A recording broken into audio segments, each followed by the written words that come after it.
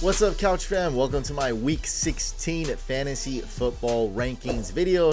It's going to be a short video, and I have a very important announcement about this week that you must watch. I'm going to do that at the end, so make sure you stay tuned the entire video. Let's jump right into the quarterbacks.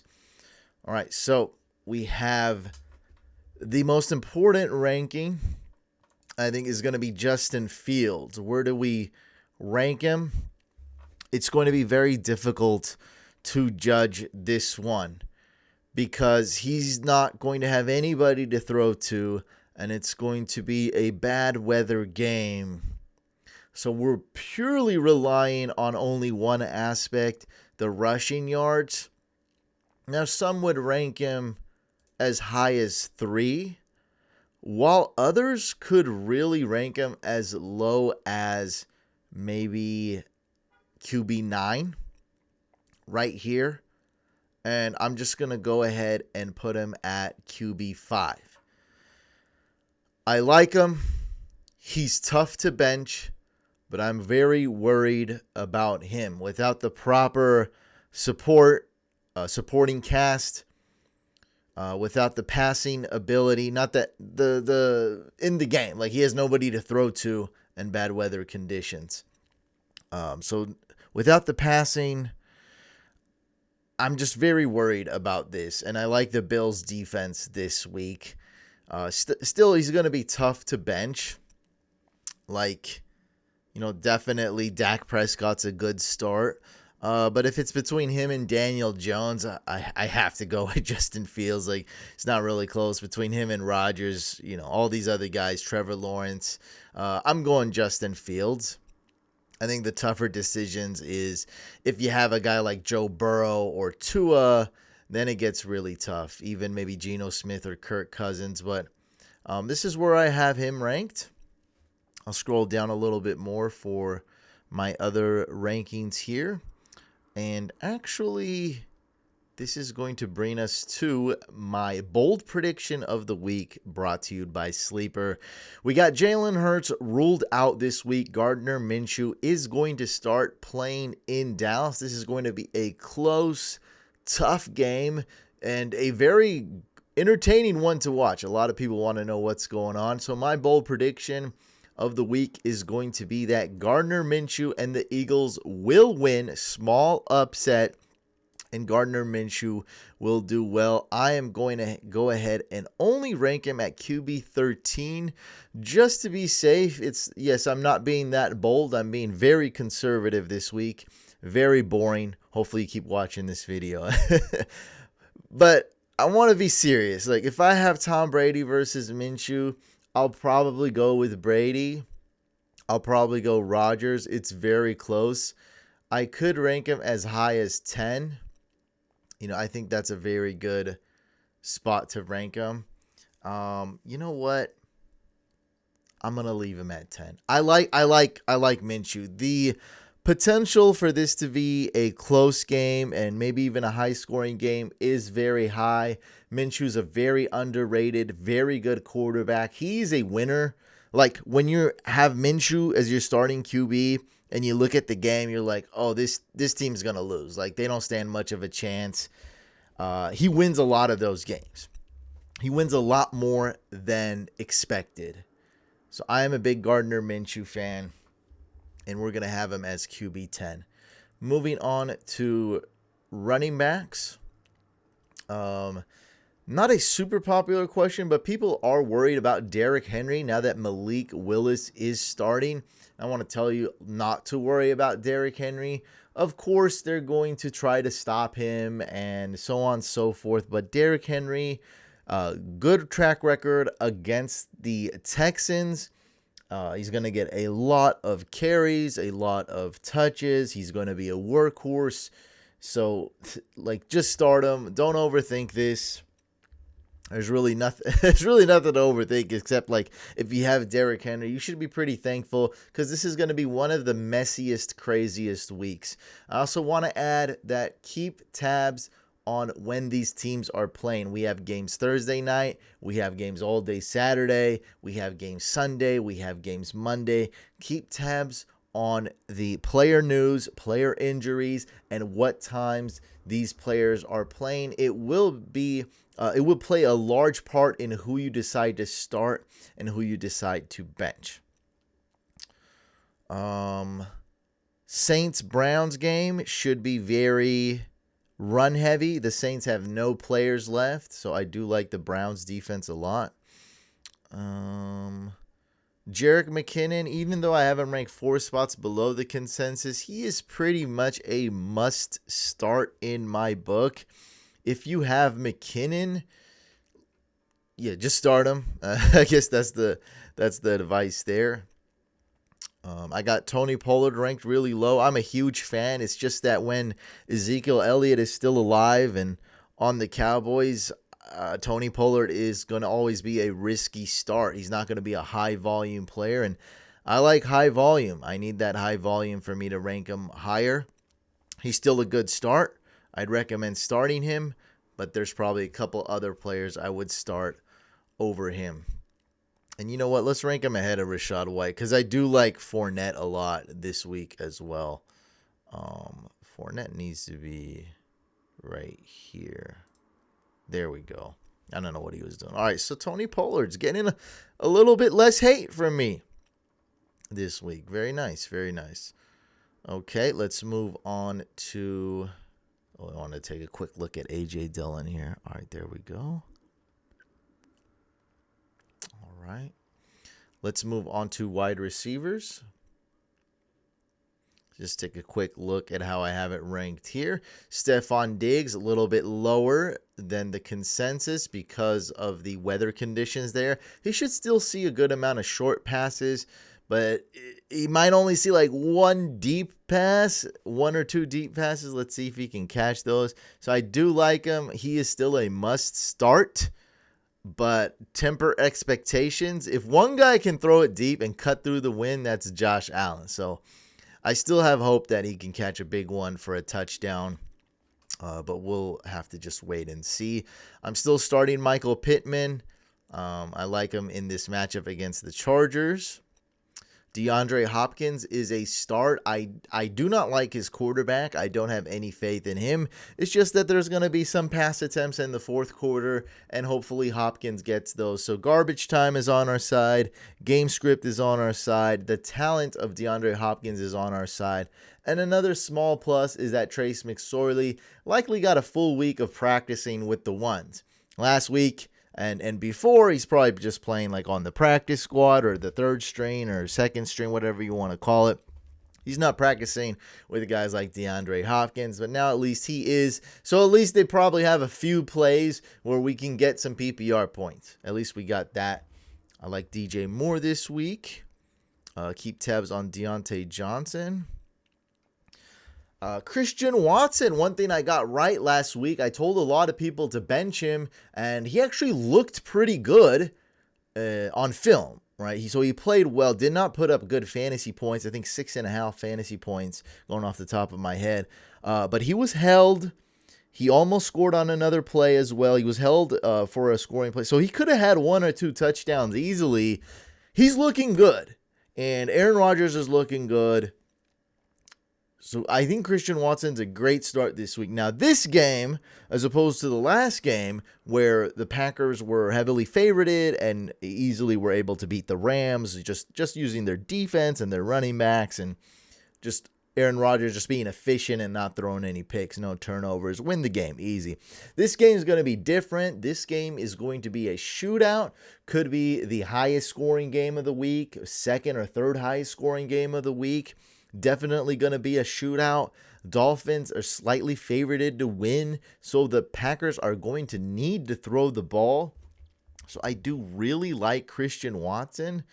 If you got him, you gotta start him. Like you gotta find a way to start him. Maybe I'm ranking him too low, actually. Like I said last week, I think like everybody except maybe one guy to bench Watson. I told everyone to bench Watson. This week, I'm going to be telling a lot of people to start Christian Watson. I really like him. I have a good feeling about him. The upside is tremendous. We need a little bit of upside. All right, let's move on. Okay, yeah, Treylon Burks, we're kind of benching him now that Tannehill is out. Yeah, that's a scary one.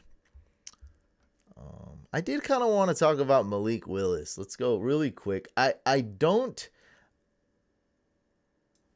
He's a good GPP start in my mind. I think Malik Willis has like a 1% chance to if Malik Willis played 100 games, for example, this year, his rookie year, I think there's definitely at least one game he would go off and be a great GPP start. So he has the running ability. He's got a great matchup. He's had a little bit more time to practice and develop. So although it's unrealistic to start him in a regular league, in GPP DFS, I would consider this guy. If you're in a deep Superflex league, I think you can start him. He's still a super risky start. This late in the season, it's do or die. It may be a stupid and risky thing, too risky to start him, but I did want to say that I do think there is a shot that he is fantasy relevant this week. I really do. We've seen quarterbacks that really weren't ready. Remember Lamar Jackson, his rookie year? They hardly threw the ball. He did okay, like QB 10 finishes some weeks. Look at Justin Fields now. Of course, Justin Fields is much more developed, but he's not even throwing the ball. He's nobody to throw to. He's doing great. And so, of course, Malik Willis is not on that level. Even when Justin Fields and Lamar Jackson were bad, he's not on that level for sure. I'm just saying there is an outside chance. So, what would it be? Like a 2.5% chance that Malik Willis finishes top 10 this week. That's not very high. I know that.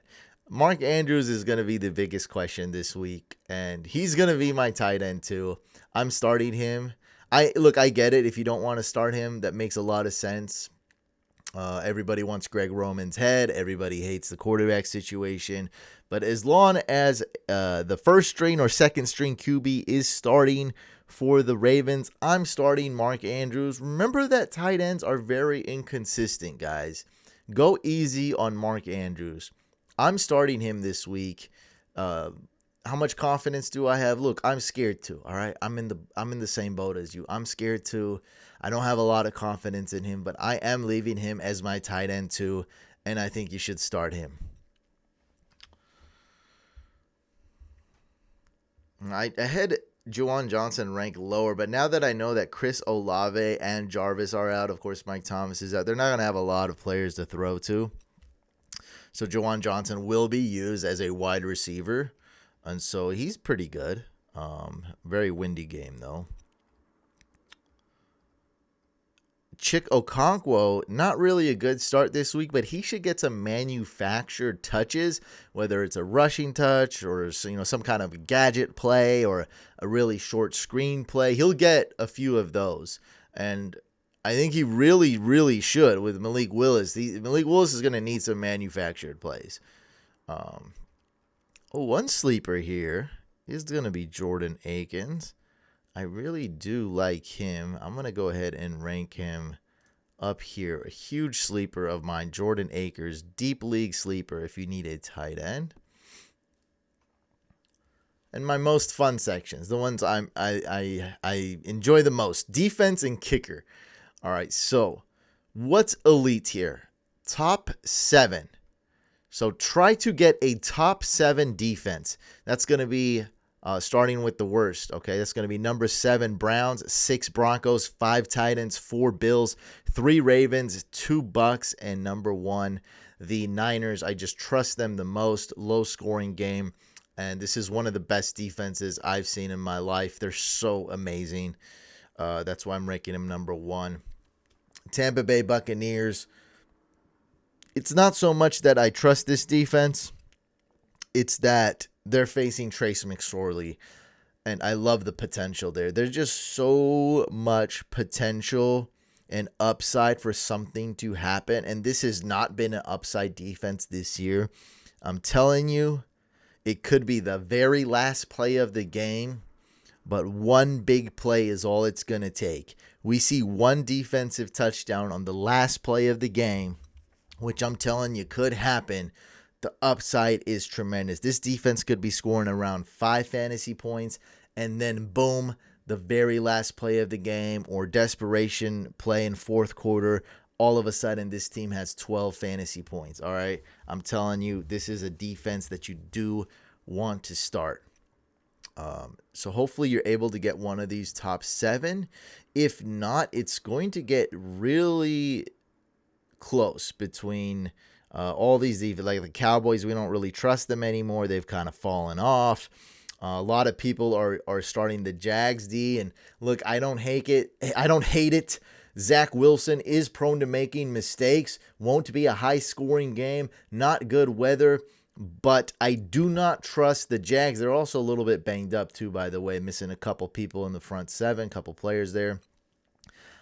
I don't have a lot of faith in the Jags. It's not the type of defense you want to be starting this week. It's basically like starting Malik Willis. Not that bad, but I don't have a lot of trust in them. So a lot of people are starting the Jags and asking about them. Same thing about the Chargers D. A lot of people are asking about them.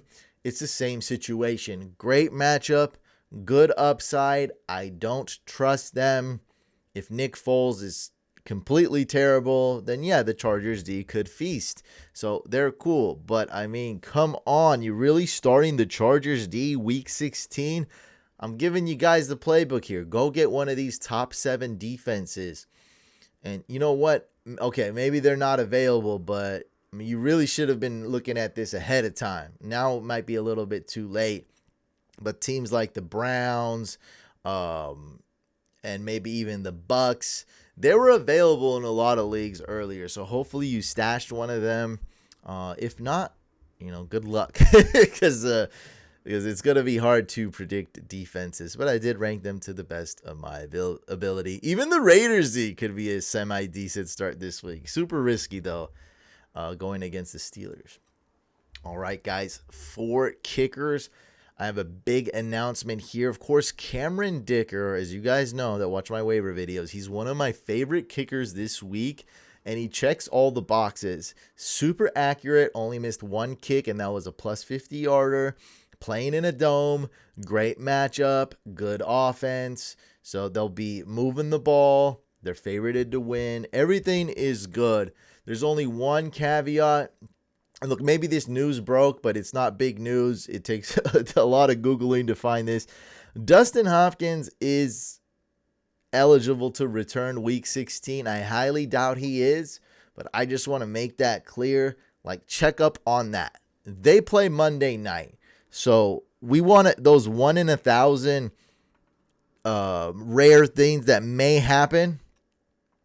We want to make sure we don't get blindsided by it. So in case that happens, maybe we want to pick up Chase McLaughlin. Maybe we want to pick up Dustin Hopkins, whatever. Just make sure, double, triple check. I know it's a 1 in 1,000 chance, but just make sure that Dustin Hopkins is not playing. Like I said, maybe that news already broke and Cameron Dicker's the starter. I just want to make sure that's happening because it is a Monday night game. God forbid you need like 2 or 3 fantasy points and your kicker gets 0. So just make sure of that. Know your league settings. Know that you're able to drop players that are on your bench or drop Dicker or whatever you need to do, right? Make sure you're able to drop a player and add one, or maybe even you just add Chase McLaughlin after some of your bench players have played, which you can do on platforms like Sleeper. You can also do it on Yahoo and NFL, I believe so. But not on ESPN typically. Ryan Suckup is going to be my kicker that no one likes, no one's playing, but I like him. Again, it's like a similar situation. He is a little bit less accurate, less reliable, but great matchup, great situation, playing in a dome. I have tremendous confidence in Ryan Suckup. Tyler Bass, I just downgraded because of the weather, and that's going to bring me to my next point. So hopefully you're really able to get one of these top 7 kickers. Greg Joseph is going to be amazing, but I just don't trust his accuracy. If you can't get top 7, I want you guys to try to get a top 12. So either top 7 or top 12. And sure, you can mix and match. You can do whatever you want. But my big announcement is, of course, you want to know what time your players are playing. Like I said, you want to know the news and everything. But this week, weather is going to matter the most. Most of the time, people put too much weight in the weather. They think a snow really affects a game when it doesn't. It typically doesn't. If it's lightly snowing, the players are fine. Like, it's not that big of a deal.